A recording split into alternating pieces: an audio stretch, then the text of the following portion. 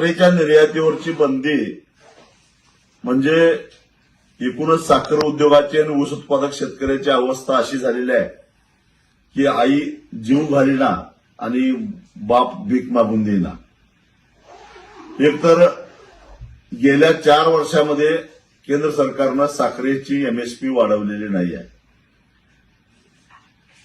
आणि एमएसपी न वाढवल्यामुळं 4 वर्षामध्ये सातत्यानं साखरेचे भाव स्थिर राहिलेले आहेत, वाढत नाहीये. यावर्षी देशामध्ये साखरेचं उत्पादन घटलेलं ही गोष्ट खरी आहे. मग सरकार जर का साखरेची एमएसपी वाढवणार नसेल,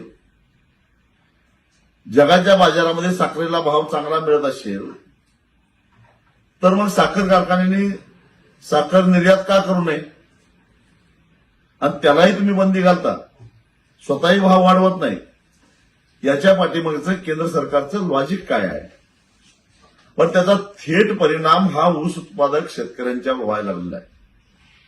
खरं तर आमचं आणि साखर कारखान्यांचं भांडण आहे ते ऊसापासून तयार झालेली साखर आणि त्याच्या उपपदार्थातून आलेल्या पैशातून शेतकऱ्याचा हिस्सा जास्तीत जास्त मिळाला पाहिजे यासाठी आहे.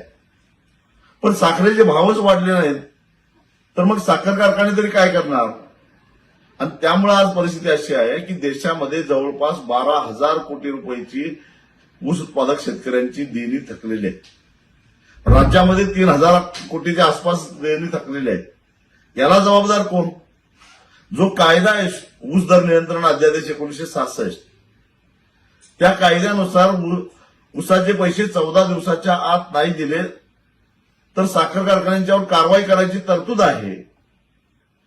त्यांना सरकारी थकबाकीदार समजून जप्तीची प्रक्रिया सुरू करण्याची तरतूद आहे. पण अंमलबजावणी कुठं आहे? कारण 80% साखर कारखानदार आज भाजप आणि त्यांच्या मित्रपक्षामध्ये आहे. कोण काय कारवाई करणार?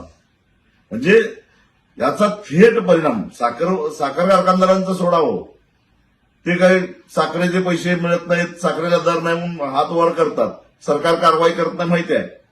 त्याचा थेट फटका बसतो तो ऊस उत्पादक शेतकऱ्यांच्यावर.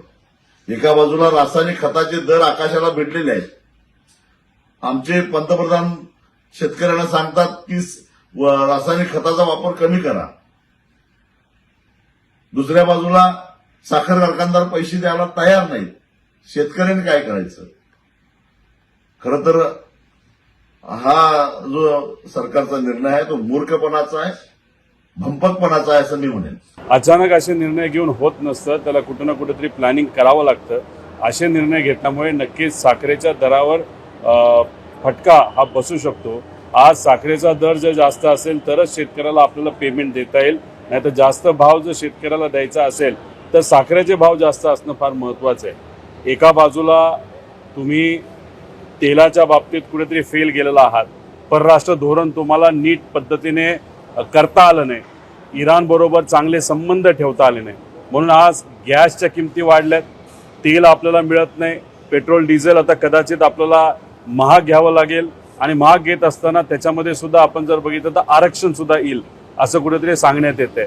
त्यामुळे मग कुठं ना कुठेतरी पॉलिसी फेल्युअर हा केंद्र सरकारचा आहे. मात्र ह्या सगळ्या गोष्टी कोणाच्या माथ्यावर मारल्या जात आहेत तर सामान्य लोकांच्या माथ्यावर मारल्या जातात.